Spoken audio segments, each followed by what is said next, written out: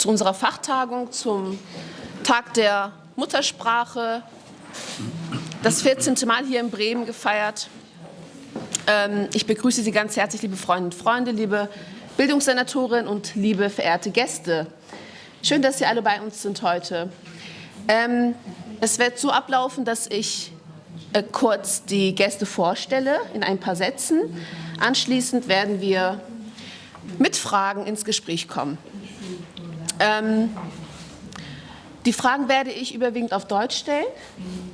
Für Mahmut Emin werde ich die Fragen auf Kurdisch stellen, weil die Zuhörerinnen und Teilnehmer auf Zoom aus der Heimat gerne die Fragen und die Antworten aus seinem Mund hören möchten. Beginnen möchte ich damit auch noch mal daran zu erinnern, dass wir noch eine Ausstellung haben draußen, die ist sehenswert. Schauen Sie sich bitte auch die Ausstellung an und damit starten wir. Ich würde gerne mit Herrn Dr. Henning Scherf beginnen. Henning Scherf. Sie wurden im Jahr 1938 in Bremen geboren, haben hier Ihr Abitur gemacht und studierten 1958 bis 1962 Rechts- und Sozialwissenschaften in Freiburg, Berlin und in Hamburg. In Hamburg haben Sie auch das erste und zweite juristische Examen absolviert und dort auch promovierten Sie zum Doktor Juristen. Mit der Politik begannen Sie offiziell 1963 mit dem Eintritt in die SPD. In der bremischen Bürgerschaft waren Sie 1971 bis 1995 als Senator unter anderem für Bildung und Wissenschaft tätig. Im Jahre 1992, das ist für uns ein ganz besonderes Datum, haben Sie als Bildungssenator dem Kurdischunterricht grünes Licht gegeben. Von 1995 bis 2005 waren Sie Bürgermeister und Präsident des Senats der Freien Hansestadt Bremen. Herzlich willkommen, Herr Dr. Henning Scherf.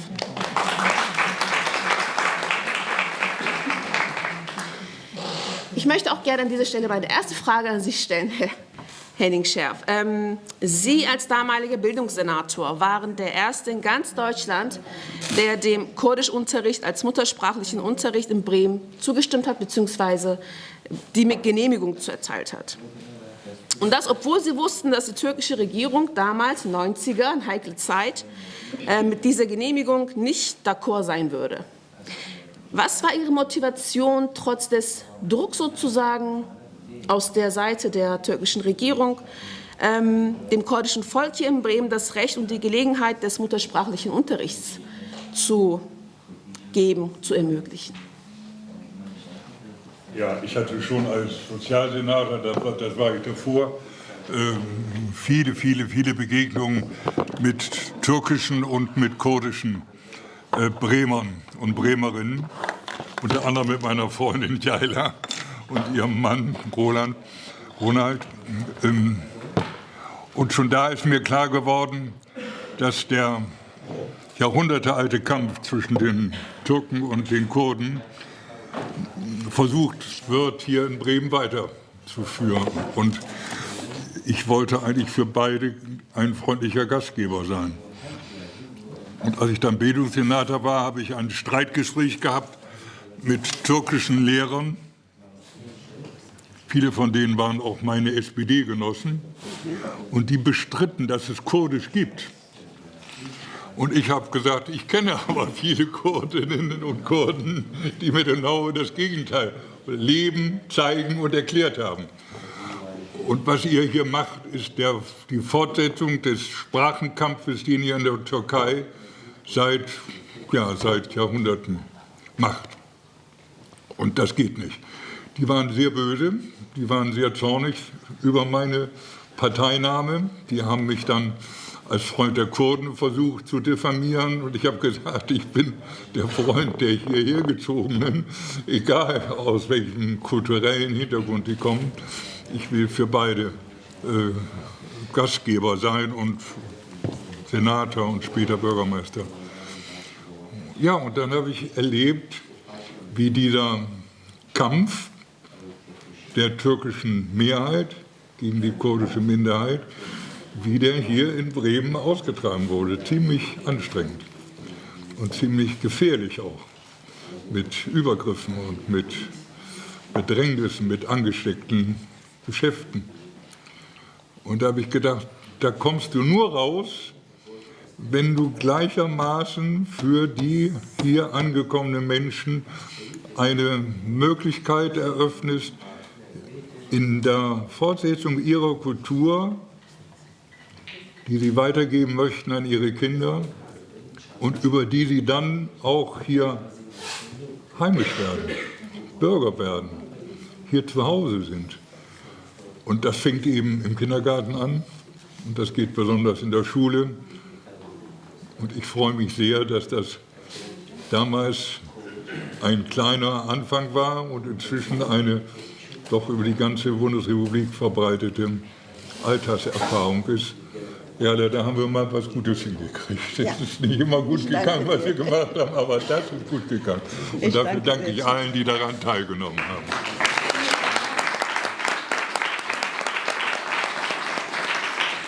Dann war das ja auch ein Kampf für Sie sozusagen, da irgendwie beide Parteien zufriedenzustellen und weiterhin für... Ja, das war nicht nur mit den Kurden, mit den Armeniern genauso. Ich hab erlebt, dass die türkischen Bremerinnen und Bremer verhindern wollten, dass wir an den Tod der Armenier erinnerten oder die Armenier selber erinnerten. Und dann haben sie mich angegriffen, als wir das eingeweiht haben. Und dann haben Polizeihunde mich geschützt. Die hatten mehr Angst vor den Polizeihunden als vor mir.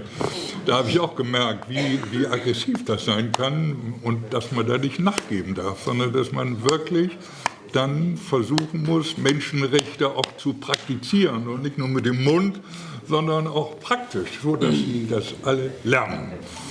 Und das geht hoffentlich voran. Sehr stark. Vielen Dank.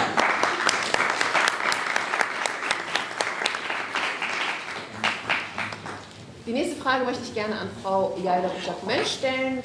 Sie veröffentlichen Kurden in BRD, ihre soziale und kulturelle Situation und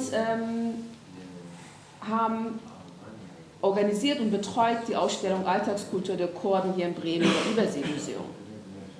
Und Sie haben den kurdisch PEN-Club der Kurdischen Akademie mitbegründet. Schön, dass Sie da sind. Freue ich mich auch sehr. Danke. Können Sie etwas zur Entstehungsgeschichte des muttersprachlichen Unterrichts Kurdisch erzählen? Die ganz Anfangszeit, wo es in die Idee aufkam und so weiter. Und da waren Sie aktiv mit dabei. Erzählen Sie mal ein bisschen, wie kam das zustande und wie war die Zeit? Zuerst Rojbash und Demek-Ucheştepoğlu, liebe Gäste, liebe Freunde. Ich freue mich unfassbar, heute mit Ihnen hier dieses Jubiläum zu feiern. Das ist für mich, ich kann das mit der Sprache nicht zum Ausdrücken bringen. Das ist ein enormer Erfolg. Ich bedanke mich bei allen Mitbeteiligten und Organisatoren sehr herzlich, dass diese Tagung heute hier stattfindet. Ich kam 1969 nach Deutschland, Bundesrepublik Deutschland. Also ich bitte Sie jetzt ziemlich weit nach hinten schauen. Damals sprach man von Gastarbeiter. Und als ich hier kam, habe ich sehr schnell festgestellt, es gibt hier eine kurdische Diaspora, die nicht wahrgenommen wird. Eine staatenlose Diaspora. Ja. Und die wurden hier tagtäglich diskriminiert. Das war für mich ein alltäglicher Rassismus. Und das hat mich auch sehr, sehr betroffen gemacht.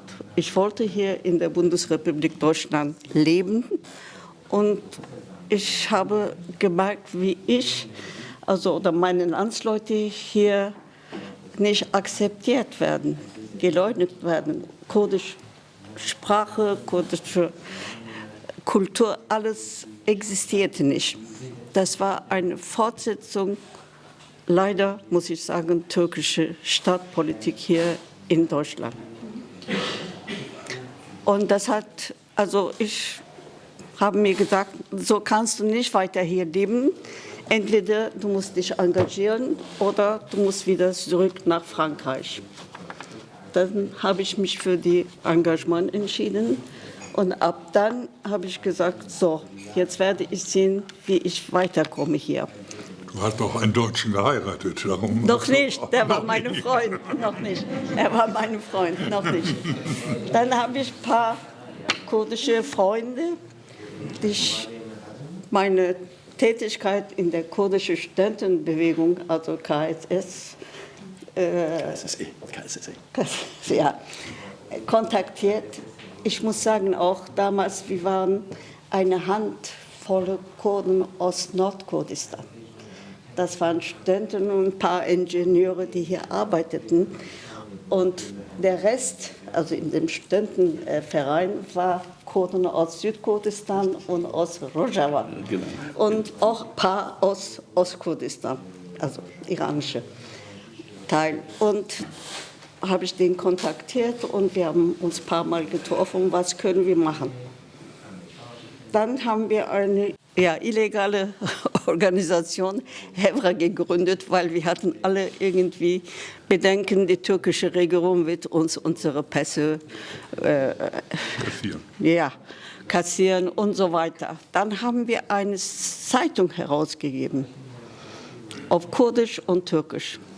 Und das war natürlich was Sensationelles in Deutschland. Und dann wurden alle türkische Organisationen hellhörig, wollten wissen, wer sind diese Leute und was sie machen und so weiter. Und ich wollte auch arbeiten in Deutschland. Ich war in Heidelberg im französischen Seminar tätig, aber das war fotokopieren, übersetzen, das war nicht so befriedigend. Dann habe ich mich als Lehrerin beworben. Ich wurde in Baden-Württemberg, Hessen, Nordrhein-Westfalen abgelehnt, weil sie hatten mit türkischen Konsulaten gearbeitet. Die Lehrer dürften mit Zusammenarbeit mit türkischen Konsulaten eingestellt werden. Dann habe ich mich in Berlin und in Bremen beworben. Bremen war mir so bekannt von Bremer Musikanten aus der türkischen Fibel, mehr nicht. Entschuldige, Henning. Okay. So, Berlin hat mich in der Warteliste genommen. Bremen sagte, sofort können Sie anfangen. 1972, April, habe ich hier im Schuldienst als Lehrer angefangen zu arbeiten. Also, als ich angefangen habe zu arbeiten als Lehrerin, habe ich wieder festgestellt, meine kurdischen Kinder werden so diskriminiert in der Schule durch türkischsprachige Lehrer, das war nicht zum Ertragen. Also ich habe überlegt, ob ich wieder nach Heidelberg zurückkehre und das aufgebe. Ich war machtlos. Und durch Zufall habe ich Frau Professor Antje Meng kennengelernt. An der Uni Oldum Bremen hat sie angefangen, DAF aufzubauen, also im Fachbereich 10, Studiengang DAF aufzubauen. Da habe ich mit ihr sehr lange gesprochen und gesagt, ich bin Kurdin, da war sie begeistert. Sie hatte selbst Orientalistik und Linguistik studiert. Und dann habe ich die Situation dargestellt. Sie sagte, du kannst mir ein Papier über die Situation Gastarbeiterkinder in Bremer Grundschulen schreiben. Das habe ich gemacht. Und ab dann haben wir beschlossen, dass wir auch muttersprachliche Unterricht unterstützen sollen. Also das auch für türkische und auch für kurdische und andere. Weil bis dahin war Türkisch von türkische Konsulatlehrer übernommen und unterrichtet. Und das war noch eine große Katastrophe für türkische Kinder. für kurdische Kinder, die wurden dort nochmal türkisiert. Also die kurdischen Kinder meisten konnten sehr, sehr schlecht Türkisch. Dann, dieses Papier hat sie mitgenommen zu Frau Seligmann, eine großartige Frau Eva. bei der Eva Seligmann, eine verfolgte Jüdin. Ja, und sie wollte sofort mich treffen. Und haben wir uns gesehen, sehr lange gesprochen. Sie war sehr betroffen von dem, was ich alles erzählt habe.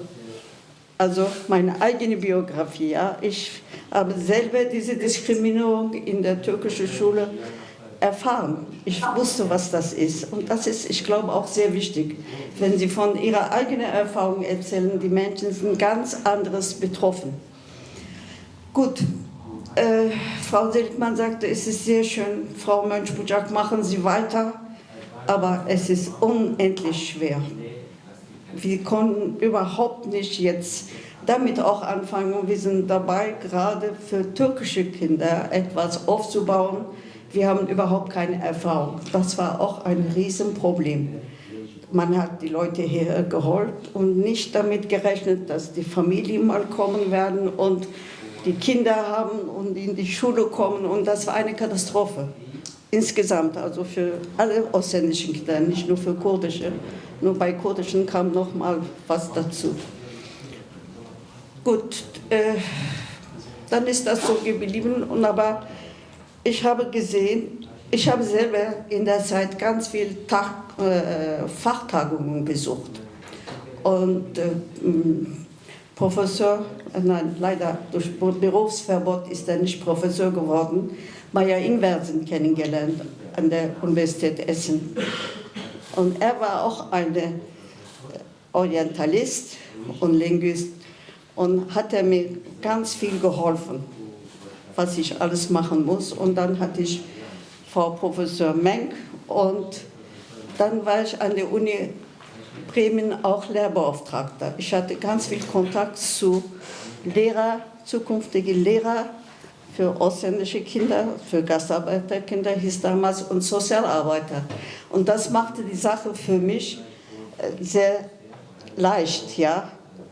Und das war im Grunde eine 6 im Lotto, muss ich so sagen, wenn ich ehrlich bin. Aber es hat nicht so schnell gekommen. Dann habe ich gedacht, okay, ich muss mehr und mehr mit die Deutschen sensibilisieren und Kulturarbeit leisten. Erstmal habe ich mit vielen kurdischen Freunden und Studenten vor allem einen kurdischen Arbeiterverein gegründet in der Neustadt, Gneisenauer Straße, in einem Keller. Das war sehr, sehr wichtig. Und dann konnten wir sehen, aha, die kurdischen Arbeiter brauchen das. Und das war sehr wichtig für ihr Selbstbewusstsein. Und dann haben wir auch getastet, immer wieder, wie ist das mit Muttersprachenunterricht zu Hause bei denen. Das war sehr schwach, leider. Und dann habe ich gesagt, okay, wir müssen weiter an die deutsche Publikum erreichen. Da habe ich mit kurdischen Maler Reza Topal eine Ausstellung im Überseemuseum organisiert. Das war ein großer Erfolg. Da muss ich auch sagen, damaliger Museumdirektor Dr. Ganselmeier war ein großartiger Mensch, ein richtiger Sozialdemokrat, der mit euch viel Probleme hatte. Okay, weil er sehr offen war und er hatte allen einen Raum gegeben. Und das war 1981. Entschuldigen Sie, ich habe was Wichtiges vergessen. 1979 wurde, wenn ich mich nicht irre, Komka gegründet. Da war ich auch dabei. Und unser Verein, Bremer Verein, war auch ein Mitglied der Komka. 1981 diese große Ausstellung im Überseemuseum 3 Monate lang war sehr wichtig. Das war auch wieder, die Kurden haben eine Kultur, was immer verleugnet wurde von den Behörden. keine Sprache, keine Kultur, die sind primitive Leute, Bergtürken und so weiter. Ja? Und dann mit ganz vielen engagierten Menschen, muss ich sagen, das war wieder Frau Professor Menk dabei, Frau Yvonne Müller, Christoph Schröder sehe ich nicht hier, hat auch uns viel geholfen, und Frau Antje Steinberg, Herr Ganselmeier und dann Rainer Hoffmann, Mein Staatsrat. ja, dein Staatsrat hat uns sehr stark unterstützt, und mein Mann, Hochschule Bremen, war immer mein Partner bei alle kulturellen Arbeiten. Haben wir eine Ausstellung in Bremen über das Museum, über Alltagskultur der Kurden gemacht, und das war der Durchbruch. Also das war 3 Monate lang, pro Tag durchschnittlich 1700 700 Personen haben das besucht, und ganz viele Lehrer mit ihren Schulklassen, Sozialarbeiter. Und das war wirklich ein großer Erfolg, das haben wir nicht erwartet, und auch die Behörde. Die haben auch nachher zugegeben, es hat sich gelohnt. Das war auch nicht einfach, mit ganz vielen Problemen beladen. Okay, möchte ich nicht in die Detail gehen. Und dann durch Frau Yvonne Müller kam muttersprachlicher Unterricht, also Kurdisch, in die Chefetage. Aber das hat auch wieder noch mal ganz lange gedauert, also nicht so schnell gekommen. Ich war unglaublich glücklich darüber, und dann habe ich angefangen, langsam mich zurückzuziehen. Und eine große Kritik an meine Vorhaben mit meinen Freunden. Wir haben gedacht, nur das durchsetzen. Wir wussten nicht, wie soll das funktionieren. Wo sollen wir die Kinder kriegen? Und wie wird das also mit Material sein? Dr. Serdar Hadjo war in Bremen, und er hat die wissenschaftliche Begleitung übernommen. Das war wunderbar. Also Frau Yvonne Müller, Antje-Kathrin Menk, Dr. Serdar Hadjo und der Aktaş, und Süleyman sehe ich auch nicht hier. Wo ist der Süleyman? Der zweite Lehrer. Ich weiß, dass es heute stattfindet, aber warum? Ja, okay. Mamus Deyaylı Bucak, ich würde an dieser Stelle, da Sie es auch erwähnt haben, das Wort an Herrn Dr. Serdar Hadjo übergeben. Ja, und dann habe ich auch übergeben, habe ich mich von der Sache zurückgezogen. Okay. Das Vielen Kind Dank. war das, und das lief. Danke. Danke an euch. Ohne euch, ohne euer Engagement wäre das nie gelaufen. So gut. Herzlich willkommen in Predaten. Mamus. Sie waren zusammen mit Mamus Emin einer der Mitinitiatoren des muttersprachlichen Unterrichts Kurdisch. Sie haben an der Ausbildung der Lehrkräfte aktiv gearbeitet. Also Sie waren sozusagen derjenige, der auch die Lehrer ausgebildet hat dafür. Und stellten die Rahmenbedingungen klar und haben diese auch gelegt. Sie haben Material dafür zur Verfügung gestellt. Sie haben sie erstellt zusammen mit Mamus Emin. Wie war diese Zeit, wie lief dieser Prozess ab und wie, also bis der Unterricht endlich losging? Okay. Vielen Dank erstmal, vor allem an Leila. Ich würde den Status des muttersprachlichen Unterrichts in Bremen so beschreiben, dass wir das zu verdanken haben der Verkettung glücklicher Zufälle.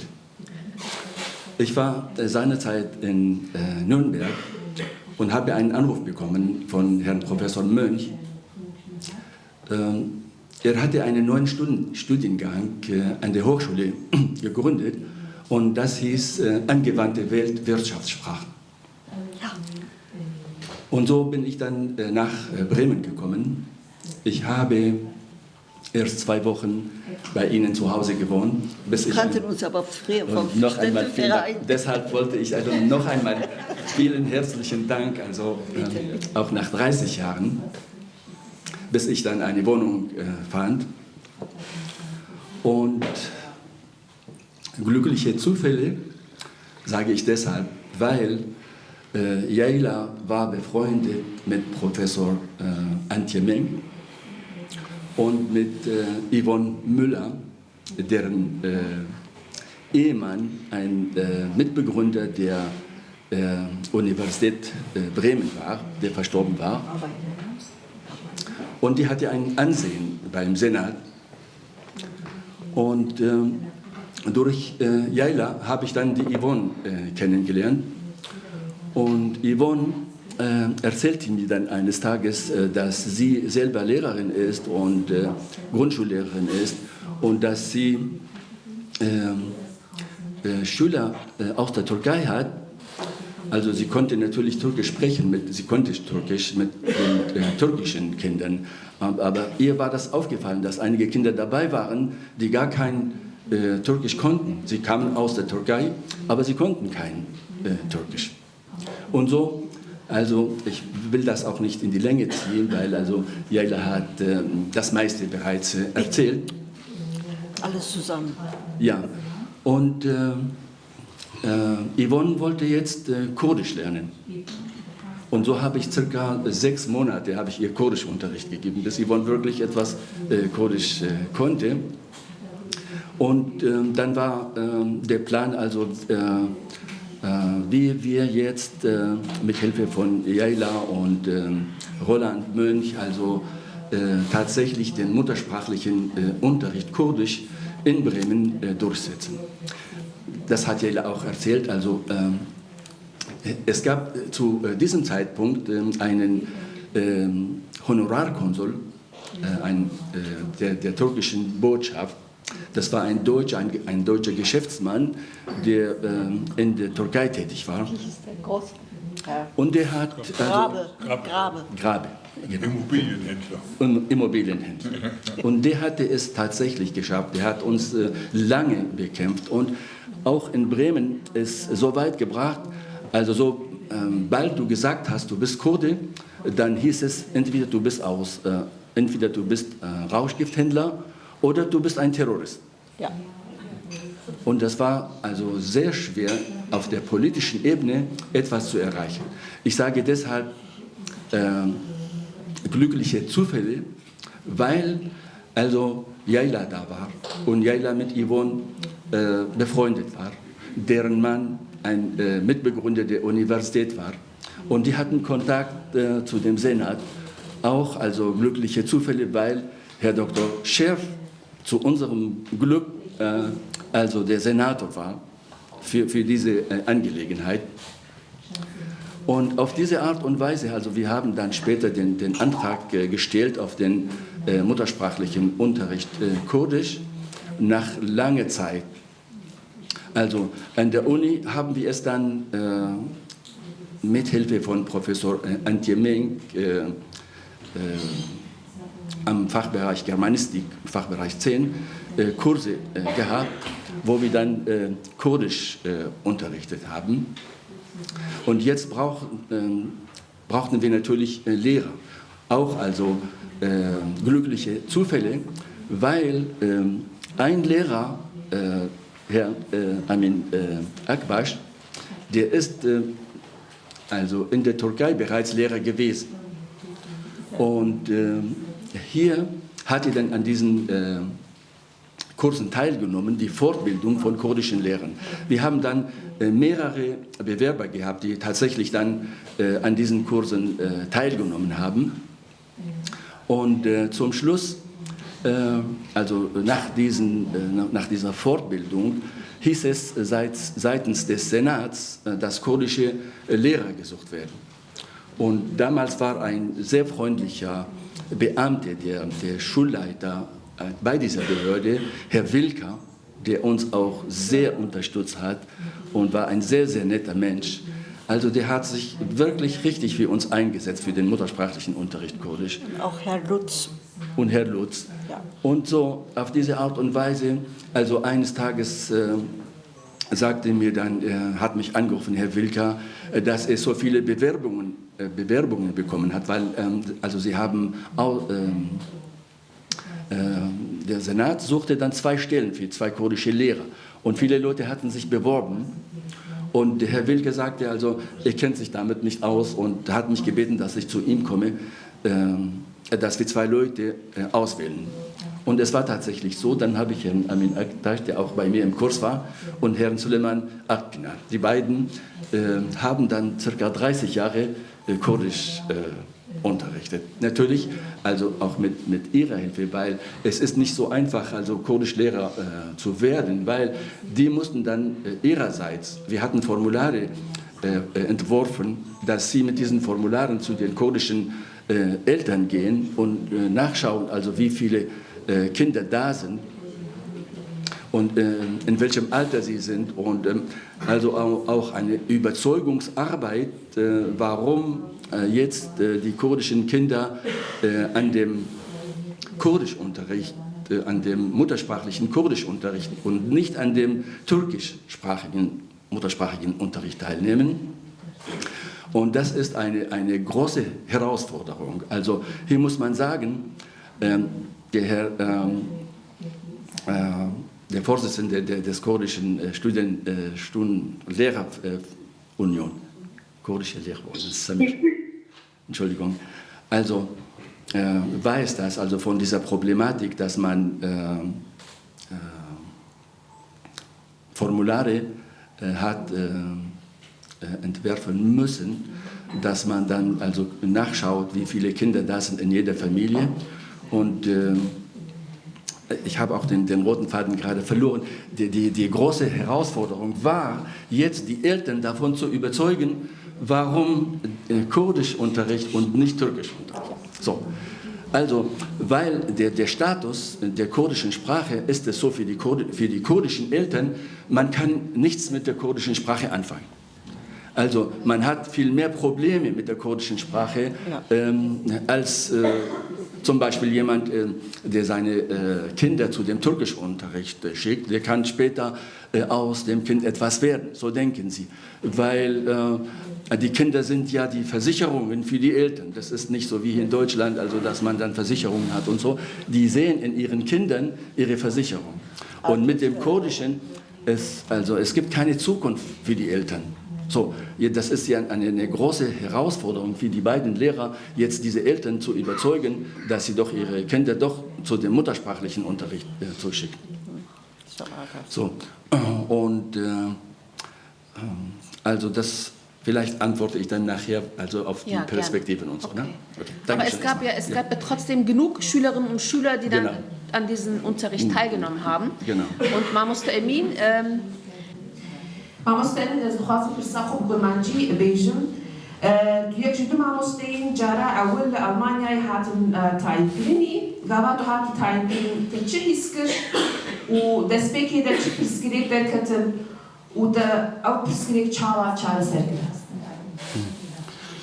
سەرینە سپاسی خۆش بە هەمیارە دیار دکەم کو ئیرۆ هۆن بەشداری لێ سەمپۆزیۆمی بوومە وشخوێن تایبەتی ئەس دخوازم کێفخۆشییا خۆ دیار بکەم کو پشتی 31 ساڵە دیسا دەرفەت چێ بوو ژمرە بوو شەرەفەکە مەزن کو ئەس جادن بەڕێز دکتۆر هەنی شەرفە لەسەر ماساکێ لە پێش ئەمەرێ داخبم ئەو دەیەما سیانۆت و سیادە جارە داوی ئەم سەر ماساکێ ڕۆنیشت بوو جبینا چاپەمەنیەمە گربوو ئەو ژی بوون گەلە کێفخۆشیە کو زیندیە و دیسا هەواکی چالاک تەبلی وێ خەباتێ دبە و ژێ شایان مە یا 30 ساڵی ڕەبوو شادە گەلێک سپاس دکەم. بڕاستی ji bo min mamostetiya Kurdî ku derfetekî ware standin armanc bû hêt salê hefte û pênca hefte û şeşa de ku hê lîseyê bûn bi dizî bû jî hingê me hin kovarî weka rizgarî wan bi dizî derdiketin me dixwan şopandin lê di serê min de çênet bû ku carek ez bim mamosteyê Kurdî û li dibistanê fermî dersa bidim. Wekî mamosteyên birêz Zerdeş Haco anî ziman ku derfet çêbû li vê derê ders werne dayîn li ser pêşniyara Xatûn Îvan Mûla min jî serî lê da مداخواست کرد از باور کم بوی دمید مالا مده بلگی 4-5 پرتوگه کردی هبون آنتنه بون یعنی حودانه که منیش خیلی بشتر بونا درسین لزانن که چه نبون لداخوازیک مهبون و مهنگی جی دروای بریم کمیتاک آوا کرمو دناو یکیتیا روشنبیری ولاد پاریز کردستان ده کو ام دکم ناو حولدانه که اوسو کو ام بخوازن و حول بدن کو ام بیما فی بدسخین و ام درسا بدن جا قسمت چه بو کو مشی سری لیدا پشتی دامه که نامش مراحت ام تخوازن هف دیتنه چه کن سناتوریه برز ورناویل کر هرچی چون بشتر بوم برسوا پرسیوی تا تشتی دسته مده بو اوراق خواه دیپلوما خواه من ورگران مدای پشتی دمه که نامه دنی هات وقتا بکر کو از وقت ماموسته کردی حاتمه تاین کرن این وان هستا زیرو دجیم براستی از گریم از سکنی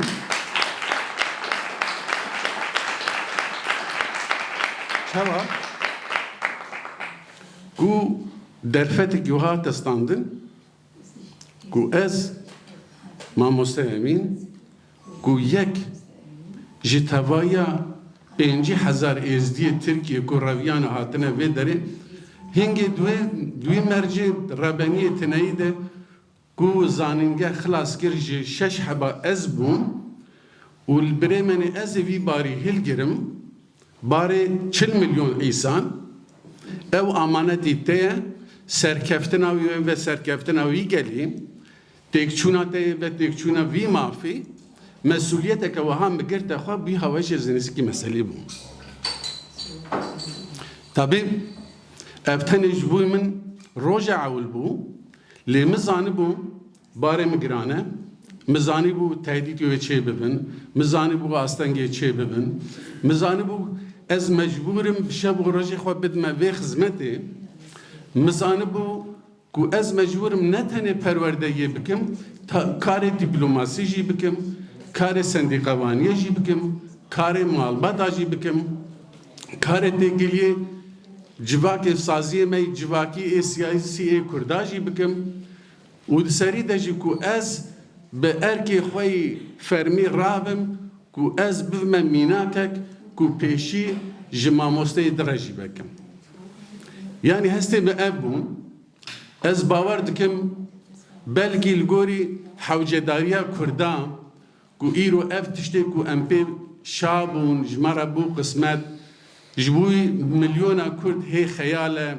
هی لوکسه که ما تشتن کرن لجبوی ما نه بسن دوابو ام هین زیده ترجی بکن از باور دکم تشتی ما کوکر لوی داره ام زاف ایشیان ام پی گلکی به هر آویده بزعمتیارا روبرومان لی ام سرکتن دوی آوایشی مریش بوی نیده زاخسنه جی بکر جبوی هامبورگر جی بکر مجبوی نودرن وستفالن جی بکر راینلند فاز برلین وکی جی بکر یعنی ادبی وارد من یعنی تشتی خوازم بیشم دواره هستیاری ده دوی دمیده من به هستیاری کو باری و خلقه کی هلگر مسر خواه نزیکی مسئله بون من گلک تشتی خواهی مالباتیشی آلیه کدان گلک تشتی کو سناتوریا من پیرا روبرو من زحمتیا بکشین آنشید جیرا و آلاو سیاست جبوی دولت ترشی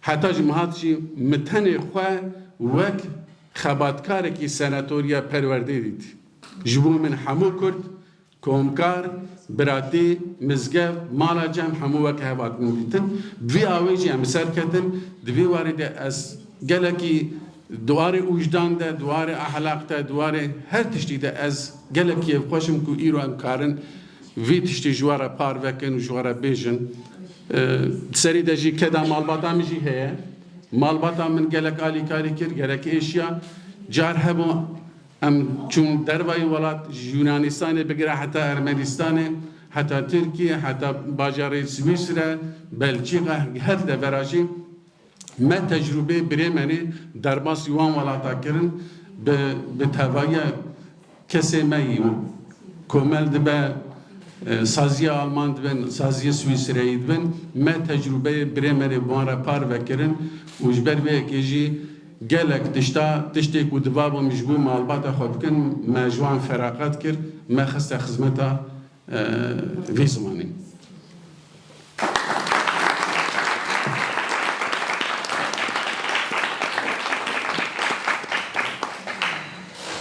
ما بس براستی بود اویش بدون جان نکردوانا زاتن سوریک سالا بردوام نتکردیشی جوی گلک سپاس و چهار سپاس یا خو بیشنجی از باورتكم تیلی نگی. Saladin Achelmann, hallo, herzlich willkommen. Hallo. Einer der ersten Schüler von Mahmuster Emin, der an Kurdischunterricht teilgenommen hat. Einmal ganz kurz zu deiner Biografie. Geboren in Midyat in der Türkei, also in Mardin, und hat die Grundschule am Wasser. Das ist, glaube ich, in Bremen-Nord, richtig? Genau. Bis zur 4. Klasse besucht. Anschließend hast du einen Realschulabschluss und später dein Fachabitur gemacht, eine Ausbildung zum Steuerfachangestellten folgte darauf und 9 Jahre bei einem Steuerberater gearbeitet. Heute selbstständig und auch zum Teil als Investor in der Immobilienbranche tätig. Was hast du damals gefühlt und wie waren so deine, ja, einfach mal deine Gefühle so ein bisschen schildern und deine Einstellung zu dem Thema damals? Also damals, sage ich mal, hat man das ja nicht wirklich wahrgenommen, weil man konnte nicht viel damit anfangen. Jetzt im Nachhinein ist es natürlich eine sehr, sehr wichtige Bereicherung im Leben für einen, der die Muttersprache sowohl in Grammatik als auch Rechtschreibung lernt. Und wenn ich jetzt darüber nachdenke, also damals wusste ich gar nicht, dass es überhaupt in der kurdischen Sprache Grammatik, Rechtschreibung wie in allen anderen Sprachen gibt. Und jetzt denkt man natürlich mehr darüber nach als im Alter von 9 oder 10. Ich glaube, das war 1993, die erste Klasse, 92, 93. Das hilft mir natürlich jetzt in meinem selbstständigen Bereich, weil ich viel mit Menschen mit Migrationshintergrund zu tun habe, kurdischer Herkunft oder türkischer. Und dann kann ich denen das halt genau erklären in der Muttersprache und das bringt natürlich auch Vertrauen zu diesen Menschen, wenn man Geschäfte abschließen möchte, dass diese Menschen das dann auch verstehen oder erklärt bekommen, bevor sie dann nochmal 5-mal woanders fragen und beim 5. Mal gibt es dann irgendwelche Verständigungsprobleme und da gibt es kein Vertrauen mehr. Also wichtig ist es natürlich noch für meine Kinder, dass ich denen das jetzt auch beibringen kann. So gut ich kann natürlich nicht den Stil von Herrn Akbaş, aber die Muttersprache ist ein sehr, sehr wichtiger Bestandteil eines Menschen, weil es halt Kultur, Volkszügigkeit und.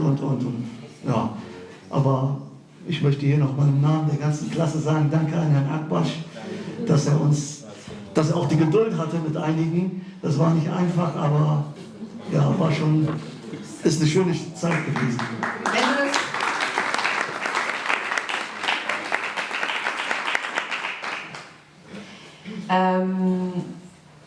Wenn du das jetzt gerade so ansprichst, also du sagst, dass es dir auch heute noch was gebracht hat sozusagen, also die Vorteile kannst du heute noch genießen, indem du eben in deinem Geschäft, in deinem Beruf davon profitierst, richtig?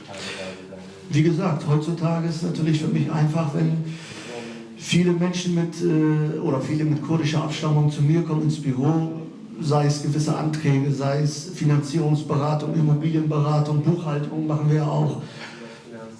Egal in welchen Bereichen, oder aber ich als Dolmetscher irgendwo tätig bin, das hilft natürlich. Und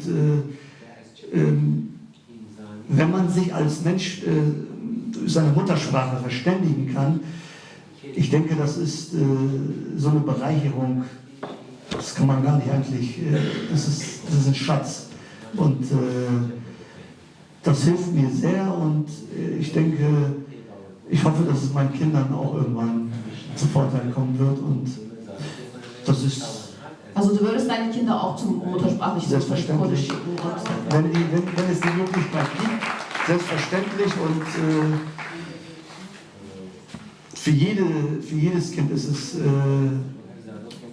eine Bereicherung, dass man, wenn man eine Deutschschule besucht, wenn es auch die Möglichkeiten gibt, im Kurdischen auch, wie gesagt, Grammatik und Rechtschreibung und so weiter, alles genauso wie in den anderen Sprachen zu lernen, ist natürlich, das kann man, gibt es in vielen anderen Ländern nicht. Deswegen würde es sehr, sehr, also das wäre schon sehr was Besonderes, wenn es hier in Deutschland vor allem ab der 1. Klasse zum Beispiel kurdische Sprache unterrichtet wird von Fachkräften. Ja. Ja. Das hoffen wir natürlich irgendwann, dass es auch dann Realität wird. Also wäre das jetzt ein Appell an die Eltern zu sagen, schickt eure Kinder zu diesem zum muttersprachlichen Unterricht Kurdisch, richtig? Das wäre mein Appell an die kurdischen Eltern, die Kinder, wenn es die Möglichkeit gibt, ab der 1. Klasse sofort Kurdisch zu lernen. Ja. Okay, vielen Dank.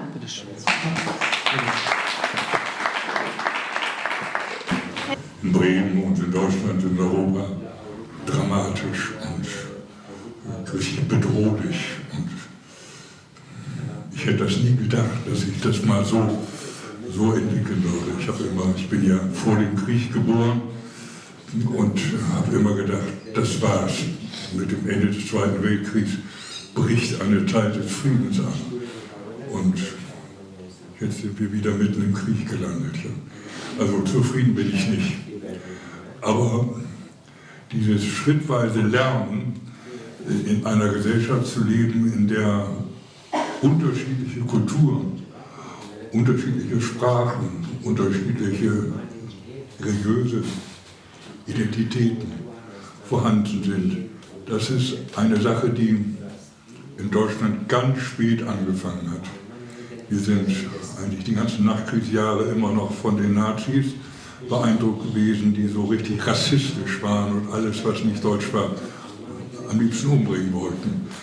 Und jetzt habe ich den Eindruck, sind wir mitten in diesem Prozess, dass wir lernen, was das für ein Reichtum ist, wenn man Freunde hat, Menschen hat, Nachbarn hat. Ich wohne hier direkt um die Ecke und die Mehrheit hier, die hier in meiner Nachbarschaft wohnt, ist nicht deutschstämmig. Die sind Zugewanderte und wir sind Freunde und wir verlassen uns aufeinander und wir lernen voneinander, auch wir Alten. Und das ist ein großes Geschenk.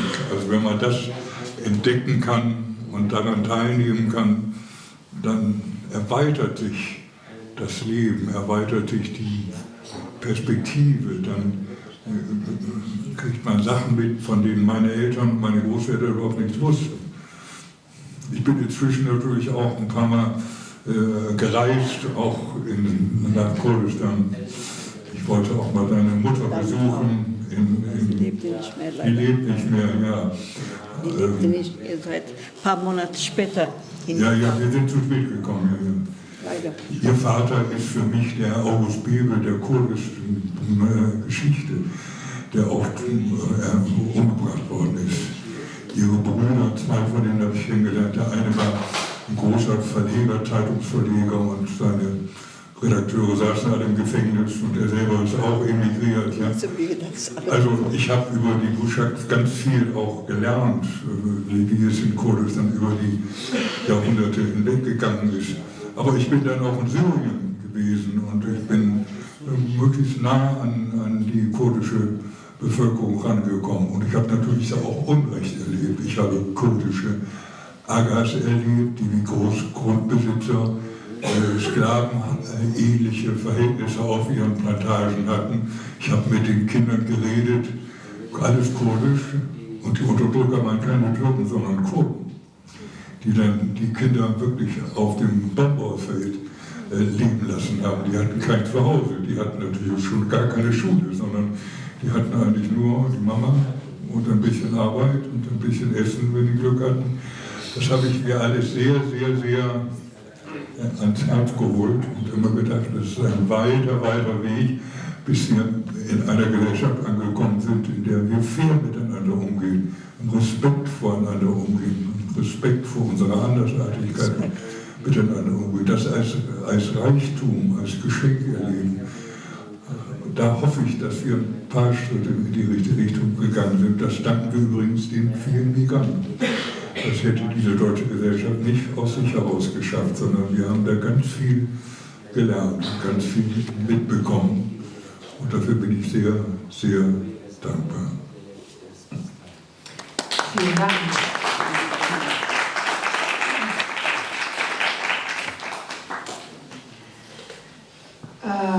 Ich würde gerne die nächste Frage an Mahmuster Servesh Tajo stellen.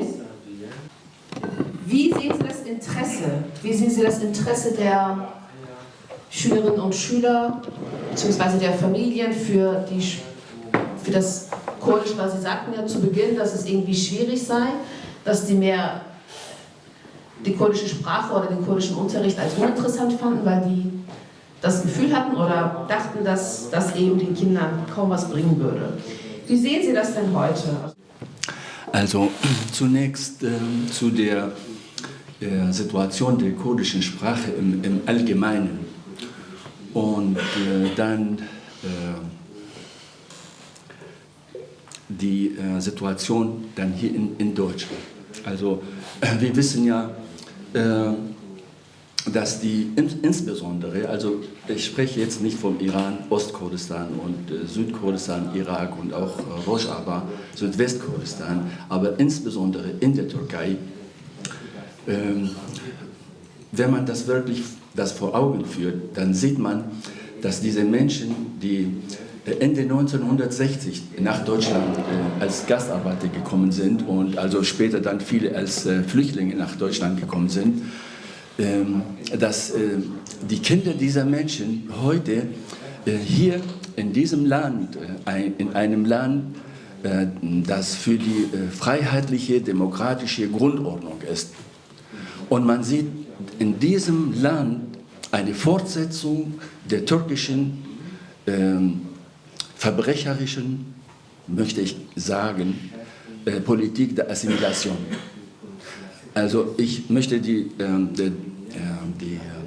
deutsche Politik wirklich hart kritisieren, weil sie machen sich tatsächlich ein Handlanger der türkischen Politik, was die kurdische Sprache und Kultur anbetrifft. Und deshalb sieht man hier in Deutschland, es gibt also bundesweit an den Universitäten, sieht man Universitäten, an denen Fachbereiche es gibt für Turkologie, für Arabistik, Semitistik, für Islamwissenschaften und alles andere. Aber man sieht nirgendwo in diesem Land eine wissenschaftliche Stelle, die sich wirklich mit der kurdischen Sprache und Kultur auseinandersetzt. Man tut so in diesem Land, das Land, also ich bekenne mich auch dazu und ich verteidige dieses System, freiheitliche, demokratische Grundordnung. Aber wenn es dann um die Kurden geht, dann ist dieses Land nicht mehr freiheitliche, demokratische Grundordnung. Man tut so, als ob es dieses Volk überhaupt nicht gibt, als ob es eine kurdische Sprache überhaupt nicht gibt. Die ganze Wissenschaft, die in diesem Land betrieben wird, tut so, als ob es kein kurdisches Volk gibt. Also deshalb,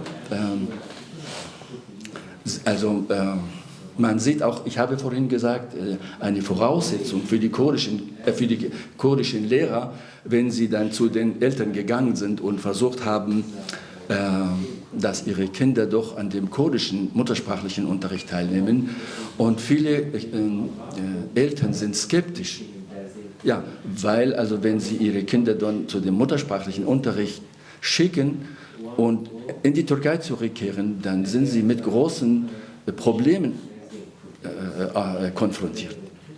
Das ist also, deshalb sage ich also noch einmal, jetzt die Aufgabe der Lehrer ist es gewesen, die Kinder, die Eltern zu überzeugen, dass man ihnen dann erklärt hat, es ist nicht so, also es gibt nicht nur Nachteile, wenn man jetzt Kurdisch lernt, sondern man hat den Eltern erklärt, eure Kinder erleben eine Persönlichkeitsentfaltung.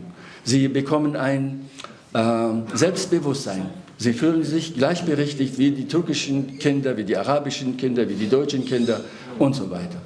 Und auf dieser Ebene hat es man tatsächlich geschafft, also dass insbesondere bei den jesidischen Kurden, dass viele ihre Kinder dann zum muttersprachlichen Unterricht geschickt haben. Also mein Appell an die deutsche Politik ist, sie sollen aufhören mit dieser Politik der Ignoration des kurdischen Volkes, der kurdischen Sprache und kurdischen Identität. Es sind hier in Deutschland über 1 Million Kurden. Und wenn man die Identität dieser Menschen leugnet, das ist doch also auch für die deutsche Gesellschaft sehr schlecht. Also wenn man jetzt dadurch viele Versager in diese Gesellschaft schickt, also weil Leute, die wirklich verkrüppelt sind, weil sie nicht in ihrer Muttersprache, sondern in einer Sprache, also die Kinder sind hier geboren, haben mit der Türkei gar nichts zu tun und man zwingt sie, an dem türkischen muttersprachlichen Unterricht teilzunehmen. Das ist unbegreiflich. Also mein Appell ist nochmal an die deutsche Politik, wirklich ist das jetzt endlich mit dieser Politik aufzuhören, sich vor dem türkischen Regime zu beugen und sich endlich auch zu dem kurdischen Volk zu bekennen. Wir sind, also wenn nicht die Hälfte, aber fast die Hälfte des türkischen Staates. Wir zahlen genauso Steuern, wir sind auch, ich meine, auch so gesehen auch Teil von NATO, weil wie gesagt, also fast die Hälfte unserer Bevölkerung lebt in der Türkei. Und wenn die Türkei Mitglied von NATO ist, so sind wir doch auch Mitglied von NATO. Also sie sollen doch endlich damit aufhören. Vielen Dank. Ich würde gerne Mamuste Emin noch eine Frage stellen. Und zwar Mamuste Rosha Bishtaria Yavi Sala Perverdahi Chawaya. و کاری بروشی یا ویرابشی کیف خوشی آنجینا و پرسا دو آجاز خواهد بیشم جبود ما پیش هیوی و دخوازیت کردان و سناتوریا زاروک و پروردهی چنا. گلکس پس جبوده برسات گرینگ جکرم خود در سطوری بدمین جبر کودوه هستیاری دم هن برسوی برسات اول پاشکو کردن من عن سر زمان هن برسکری که می دست بگه در کتبون ما چوا چهار سر کردن السروین رانه مستیم برسکری که ما یکمین او بو کو مالبات قانه حبکن کو بشین مالبات همو پنابر بون مافی وانی پنابریانات بو قبول کردن ممکن بکو ورن پاش دوار نشاندن و مالبات تاجدگوی وقتا ام زاروگ بشین درسا کری و ام وگرن پرسکری که جماره در کمان او هبون او جی بدیتنین هفدیتن روبرو و ایکو ملدبستان چیکر ما چارسه کر و باوریا و آنی کو تشتکی وها چینابن یاد دوان آلابن پروردهی دسته ملتنه و ماتریال تنه بون اوید و عنیشکاویالی ما پیشکش کرنه او ما حاضر کربون لی او جیش بوی دانا درسه نتیر کربون ما آلی کاریج ما مسته سوید خواست اوان نکی جماره شاندن ما جی بوری درفته خو هنک آماده کرد لی مخابن دوی درمه درفته ما و تجربه ما تکنیکی جی تنبونه اینترنت هبونه کامپیوتر هبونه فیسبوک هبونه یوتیوب هبون امو تبشیره سپی و تخت رش بون لی بدستا بجی و بچه بجی مهندش آماده کرد تجارش بیرام ناچه من اش پروسپکت هفتی المالات گارین مجوی صورت دبراندن و سر خارتون زلقاندن و وان درس بگدانی ما اوشی به درفت خوی ایکو پیوندی می ماموسته سویده را ما پیشکش کن حتی جا انستیتویا کردی هاو کتنا هاودانا و یکیتیا ماموستا دست چاپ کرنا پرتوگا کر ام بون خود درفت کو ام به آستانگی و ام کاربن به حسانی درس بدن ما اوجو ها چاره سر کرن یادن برنامه پرورده دسته مدت نبود سناتوریه چارچوبک دانی بو رامن رهتینین او دانی بو دوی چارچوبه ده دیبمین جورد درناکیم اما چارچوبه چه قصفره امید کرد هارند کرد وگرن او زیده ندیار بولی تنه ما زانم کم ام گرک جوی چارچوبه درنکبن یا چارچوبه کمشه درنکن سرکه او جمعت ها دخواستن دگو درسی ده باسا کردستانی نکن yani برنامه کردستانی تنه به باسا کردا بکن لی باسا کردستانی نکن افجی بید من بخواه پیوندی ماموسته سوید ردن ما میناکا وان کوریکولوم بیشن yani برنامه پرورده مجوان کد مجوی سود ورگرد و مدوی چارچوبه ده ما ریزا درسی و پولا ما درخواست و بی هوایشی ما درسته حتی بخواه بون خودی تجربه و ما بخواه یک درخواست آستانگی کدنی هبو یا هری گرینگ و هری زیده سری برایس هنی شرجی ایشاند و آستانگی درکد حکومت ترکو تمثیل کاری وان لبریمنی کنسولوسی وانی فخری گرابه بو زاوی وان هم زاوی وان بم کنسولی وانی فخری بو شانس ما زیده هری بلند او بو و اوی براستیش یعنی لگوری دیتنم بلکه شاش بکن که زردش و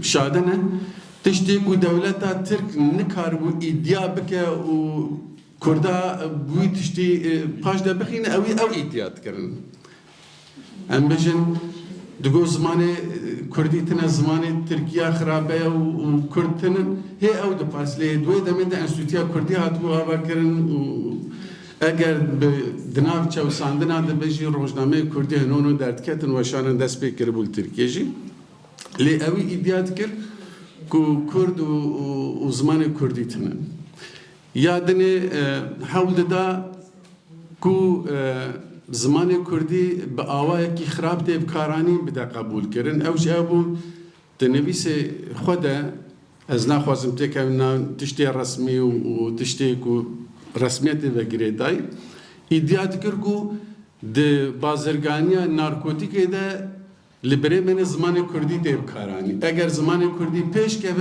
تجارتیه هشبریشی و پیش که جبو ویجی دخواست yani ve argüman de duhas peşili bikire. Evji ku bebinyan derket yadine dugoma her çıkas dersate bir partiye ders hatne ders bekirin le bila ne emin akbaş be. Yani duhas şahsi peşiya me bikire.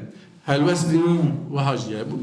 Ama o bejin çıma jberku mugut yani jihawqas ezdi min xlas kirbu eji بمثلا که مجبور بوم درکت مدروا و صدمه درکتنا من یوالات جعال رای گشتی و دهات زانین بری از درکم رای گشتی بروشا محسیابو صدمه کو از درکت ما عاتمه بدری و لوی درجی اسپیده و که باربارا نواقو ایوان مولا و لمخودی درکتم مبجی کرن و جوینا چاپمنی هات چکن اوان زانم بگو وقتا کو از دنابا وی کاریدم شانس سرکفتن زیاده تره نکو شوالتم جیش بگو روشامه دهات نزانکن و از بوم نوا ازدیه دو وک سمبولک از بوم سمبولک سر و سمبولجی دخواست آوای که می توان بار که ایلی دوی دمه دجی قداخا پککی در کتبو دخواست ایلی بهاوا که به درفت خوی تکیلیو سناتوری کاری هندر وی دمجبر کو تکیلیوی حوالتی هبو ایلی بتشتکی بزلقینه کو من دواره تروریستیه ده دواره نظام شده توان بار بگه پیشی بگیره سرویش گلک جارا برایز شرف رجیحاتا نویساندید انجام ده من جبوی کو پشت قویم به جبوی سناتوری جبوی من نکه و نواز احمدیه من برزا خواه امضا کرم مگو از امضا دکم که تی پیوندی من به پارتی سیاسی کردار تنینه من اول برسمی دا سناتوریه برز شرفشی گو حتی دادگاه آنجی او که اثبات نکه که پیوندی وی خباتکاری من وی کاری راه از تشتی که اوی لبسانی از پی باورم و از ایروژی سوز دم که از سروی سوز خمامه از تو پارتیا و دنگری دایمه و از ماموسته کردیمش و کرده و از معموری حکومتا بريمنم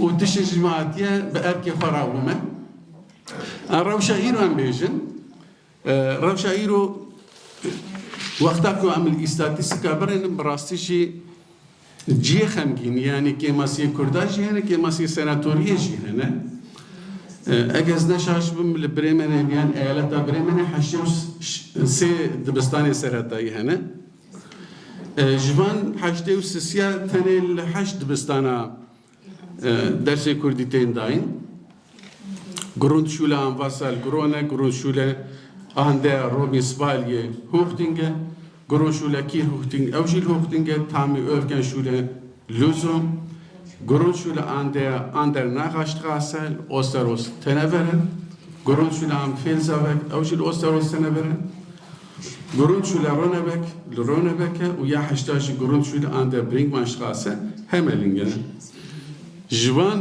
حشد بستانه يعني حشتي وسيد بستانا الحشد بستانا درس داين توايا زاروك الوان بستانا بشتارد من دسدو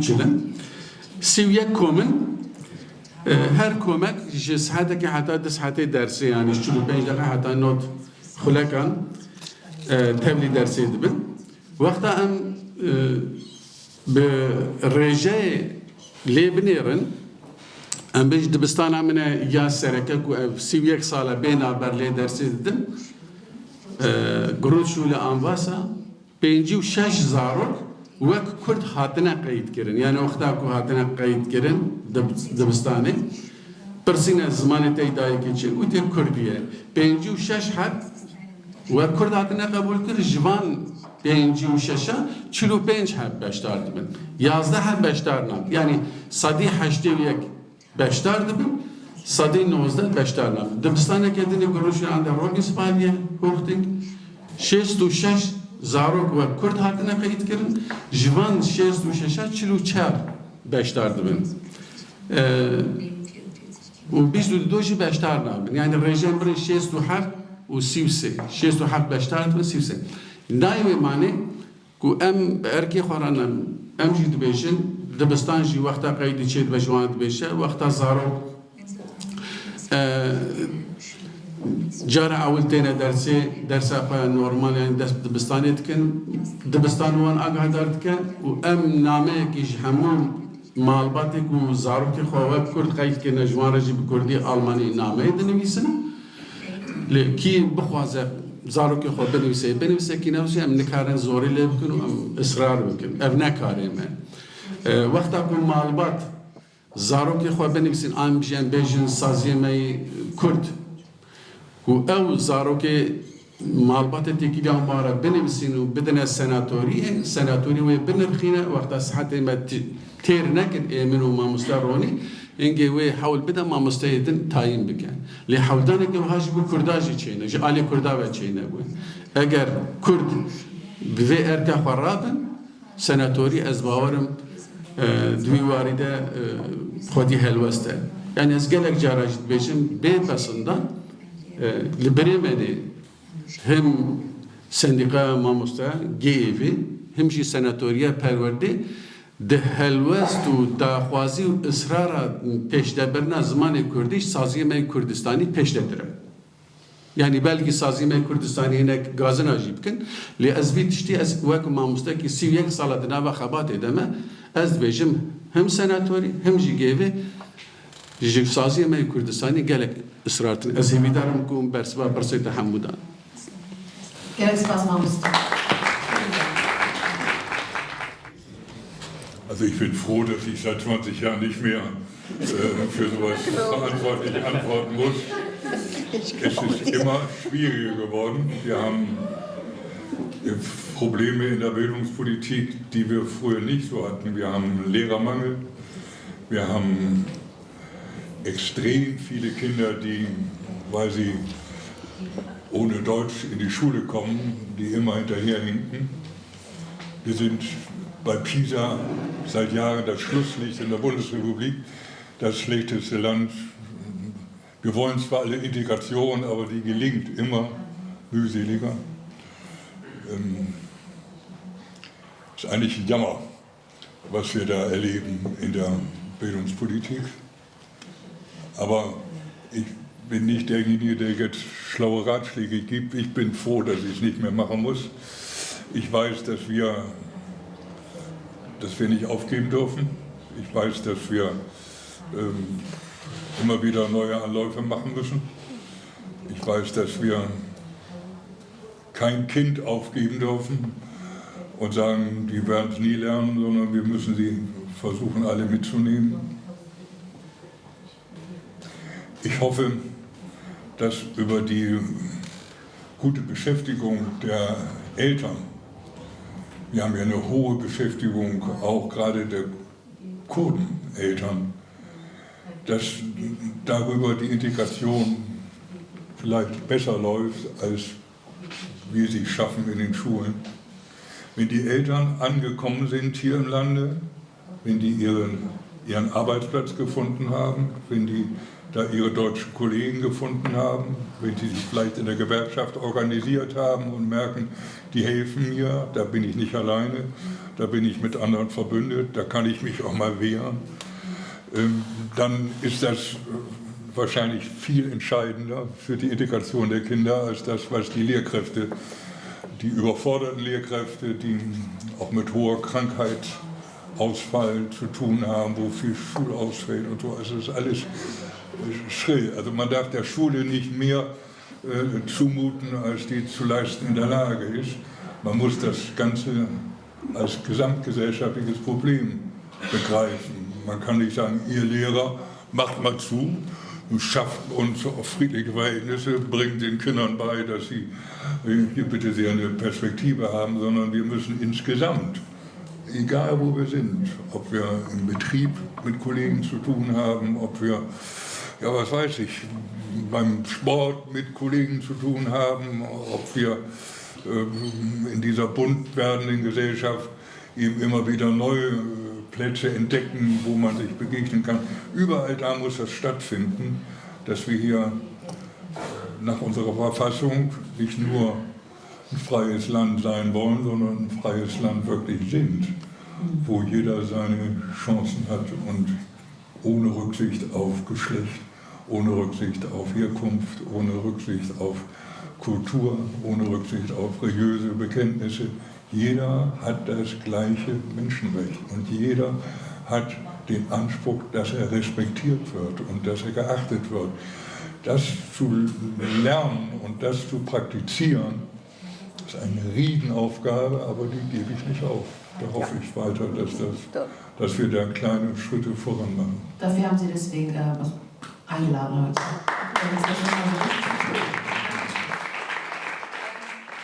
Und keine richtige Integration.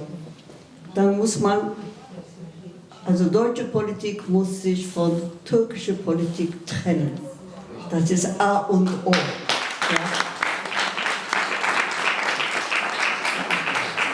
Also in Rojava ein Widerstand gegen eine Jahrhunderte Terrororganisation gegeben, ja, ISIL. Und heute wird in der Bundesrepublik die Symbole Rojava Widerstand verboten. Da muss man sich wirklich klar machen, was möchte man, warum möchte man nicht sich als eine, wie sagt man, Friedensstifter in der Sache engagieren. Das wäre für hier lebende Kurden, Türken und auch für bundesrepublikanische Gesellschaft ein Gewinn werden. Also deshalb, wir können hier uns viel Mühe geben. Ich begrüße das, was wir alles erreicht haben. Viele Freunde haben uns unglaublich unterstützt, aber wir bleiben immer auf der Strecke, weil in Heimatländern der Kurden wird alles getan und hier wird die Augen zugemacht. Also die Bundesrepublik ist die erste europäische Stadt. Der türkische Stadtpräsident Erdogan hier, als er wieder Stadtpräsident gewählt wurde, eingeladen wurde. Und das ist von einer SPD Bundespräsident. Du machst es jetzt so einfach, aber du lass deine Wut ruhig raus. Nein, nicht das keine total Wut. okay. Das ist eine Tatsache. Also Steinmeier hat nicht anderes sich vorstellen können, als Erdogan nach Berlin einzuladen. Und jetzt wieder wurde Erdogan nach Berlin eingeladen und hat tüchtig Hamas verteidigt. Da wurde das akzeptiert. Aber auf der anderen Nicht Seite... akzeptiert, nein, das stimmt wieder nicht. Ach Aber Gott, gut, deine doch. Wut kenne ich und das ist Nein, auch okay. So. akzeptiert an, aber der PKK-Verbot ist immer noch da. Ich bin keine PKK, aber ich finde weiß das ich. einen riesen Widerspruch. Also das muss irgendwie ändern. Das kann nicht so weitergehen. Wir können uns viel Mühe geben. Und natürlich, wir Kurden müssen auch nicht mehr mit Stadträson handeln. Wir haben bis jetzt immer Interesse unserer Vereine im Vordergrund gestellt. Das ist auch falsch. Wir müssen mit Stadträson handeln und sehen, was können wir hier in der Bundesrepublik mehr schaffen. Wie können wir Freunde gewinnen? Aus eigener Erfahrung sage ich, Freunde haben, also deutsche Freunde haben, ist sehr wichtig. Da ist eines zum Beispiel. Das ist wirklich A und O. Und das haben wir etwas vernachlässigt, habe ich den Eindruck. Ja. Ja.